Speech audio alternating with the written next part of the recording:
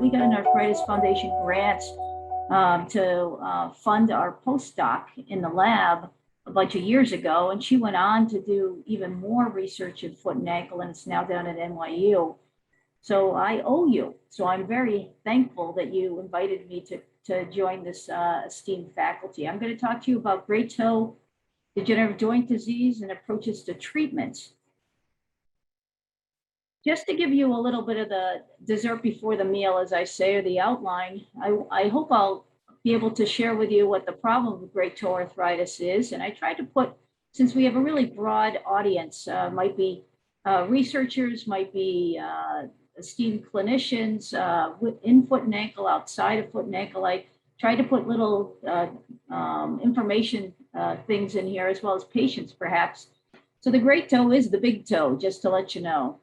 And I'm going to use some science to use the science and how we inform patients on treatment choices using motion analysis, gait studies, clinical trials, and then give you a summary of this information. You may recognize that arthritis of the great toe at the MTP joint is one of the most common arthritic conditions of the foot. And there was some study that was done in a publication in 1980 demonstrating the prevalence of 1 in 40 patients over the age of 50.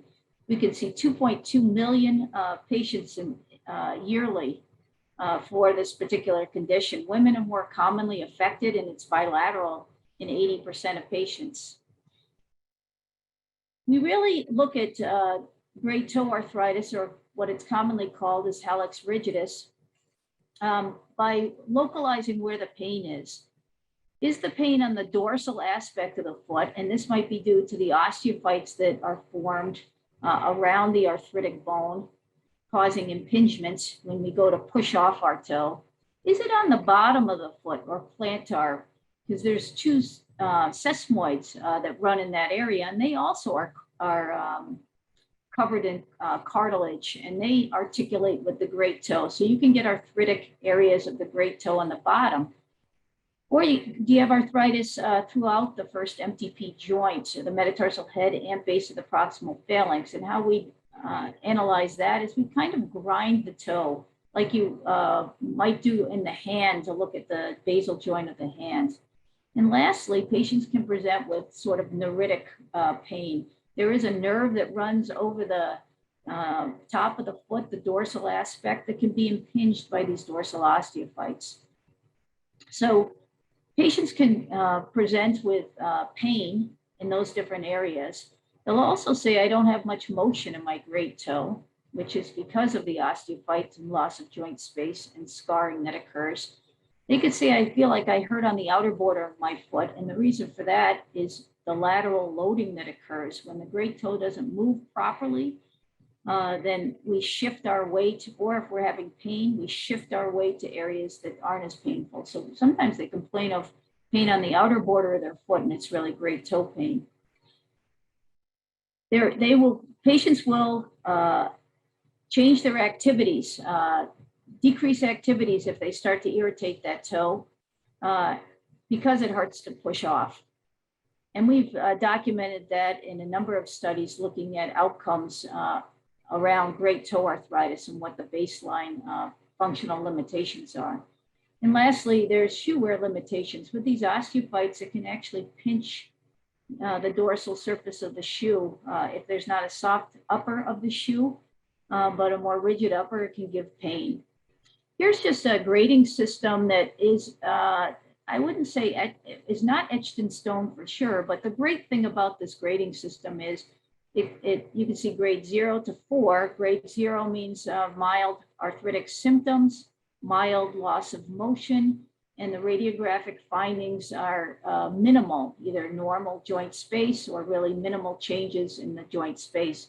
And then it progresses up to grade 4, where you're seeing that patients have significant pain in the great toe on the dorsal, plantar, and mid-range motion.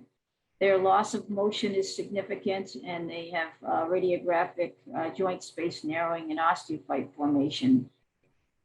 So what we wanted to know in our lab when we started to look at patients that had these problems they said, you know, I have these problems. What treatment choices do I have? And can I get back to the same activities?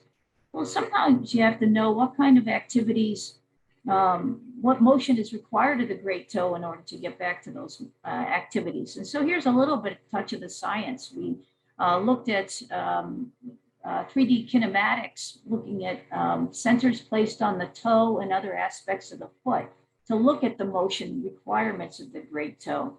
And here's just a really simple graphic display of some motions of the great toe. And you can see that there's with heel rise, kneeling, stepping down or going up or down stairs, squatting. There's different requirements for dorsiflexion motion. And it's really important to keep those in mind as you decide on some of the treatment choices, as patients share with you what they're doing and what they want to get back to doing with your treatment plans. So non-operatively, the idea is to try and avoid motion at the great toe that's going to cause the pain. So initially you'd say, well, maybe you could rest it. You can do some activity modifications, meaning less running and jumping sports and maybe lower impact sports if it's brought on by sporting activities. Instead of singles tennis, doubles tennis. Non-steroidal anti-inflammatories in the short run could help because it's an inflammation. All osteoarthritis is inflammatory component to it. We also protect it from excessive dorsiflexion motion. And you can do that by, here's an illustration of a steel shank applied to a shoe to stiffen it. And these days I show the Hoka shoe. It is a stiff-soled shoe that doesn't bend as much and it can protect the great toe. I also show a Dansko clog here that demonstrates that you're not going to move much through that very rigid sole. You also don't want to put the foot in a shoe that's going to require toe motion. So high-heeled shoes, and remember these problems are a lot more common in women, high-heeled shoes will put more load across the first MTP joint and also require more dorsiflexion motion leading to that impingement. So dropping the heel height may help patients. Those are the simple things. We took patients to the lab and we looked at how much does stiffening in a shoe help. Well, here's an illustration of what's called a carbon footplate. It's a stiffener that allows for restriction of great toe motion. This particular one is called a Morton's extension because it really has the projection out to the great toe. We often just use the footplate in general in clinic because the Morton's extension doesn't give us any more value than using the full footplate itself. Well, we took it to the lab and we measured how much motion limitations, because patients are like, well, I'm going to be walking stiff-legged if I put this thing in. But that's really not the case because it really only limits motion 4 to 5 degrees. It's really quite remarkable. And guess what? When we did that, it actually helped in pain relief too. We've got validated foot outcomes that we captured, and patients had less pain and functioned better with that carbon footplate in place. So now let's just move to operative options. We often use the grading system to guide us in operative options.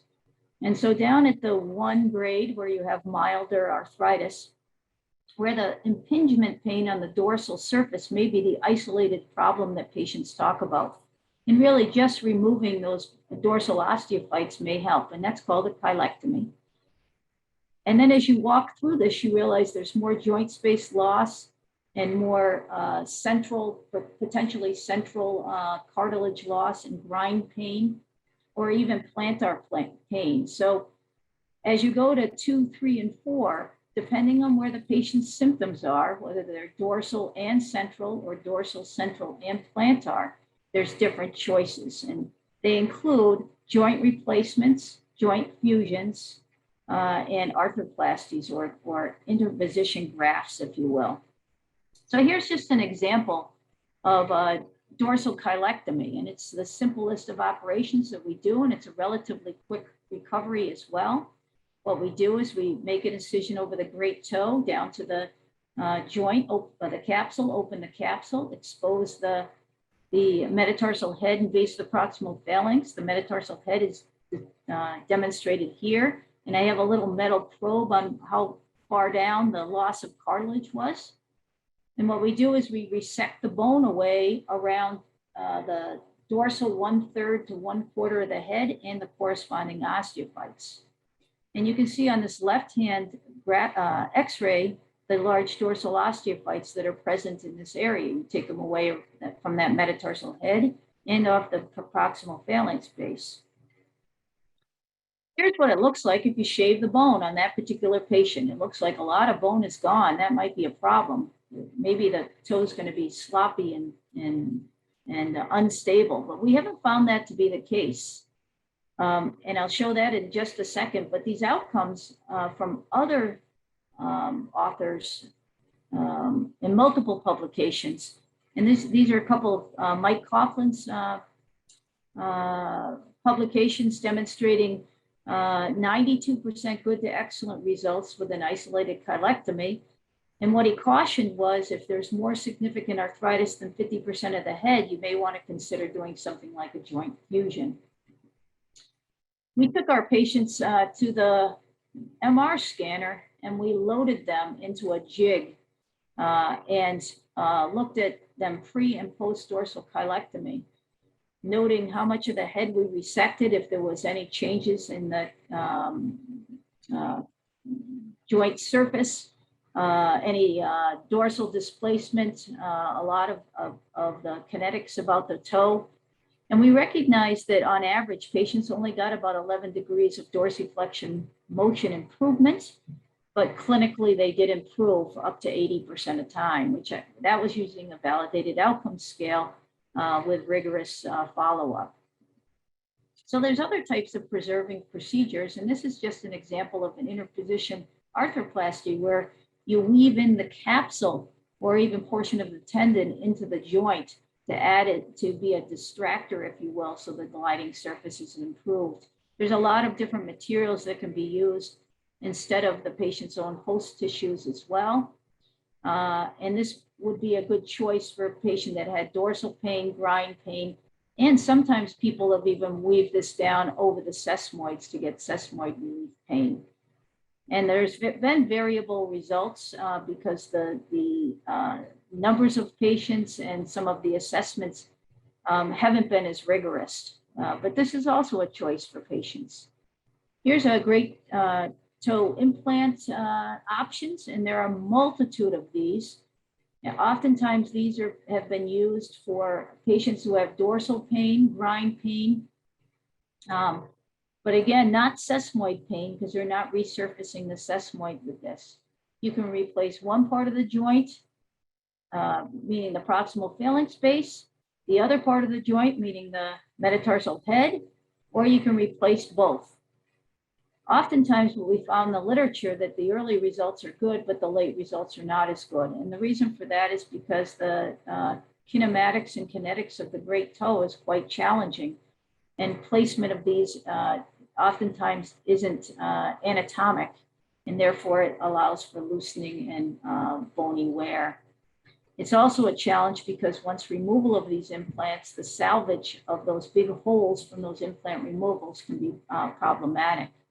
So what we found with some of these poorer results is this loosening, ongoing pain, malalignment of the toe, transfer of the weight from the great toe over to the lesser toes because of shortening, hence this sesamoid pain. A few years ago, we did a large clinical trial that was randomized to patients that had great toe arthritis that was end-stage arthritis. So it was central grind pain, dorsal pain, but no sesamoid pain. And we use this interpositional implant, if you will. It's a little hydrogel, and the material itself was very similar to the material properties of cartilage. The small plug was drilled into the bone and the implant was placed. This particular study on hallux ridges has been the only level 1 prospective randomized trial for treatment plan for great toe arthritis. It was very rigorously performed. it demonstrated that patients had pain relief and functional improvement over the course of 2 years. And as we followed it along at 5 years and now subsequently at 6 years, there's about an 85% survivorship, meaning that the implant was not removed and that patients had continued pain relief and function, that they didn't want any additional treatment or need any additional treatment for that. So this has been a good option, because removal of this small hydrogel plug, if in fact something made you do that, such as ongoing patient pain, which is its primary failure method, doesn't preclude you from doing a great toe fusion. Patients can have a great toe fusions pretty successfully by just removing the implant. And yet 90% of patients had good pain relief and function at 2 and 5 years. So now I'm going to take you to the last step on this walk of great toe arthritis, and that's fusing the joints.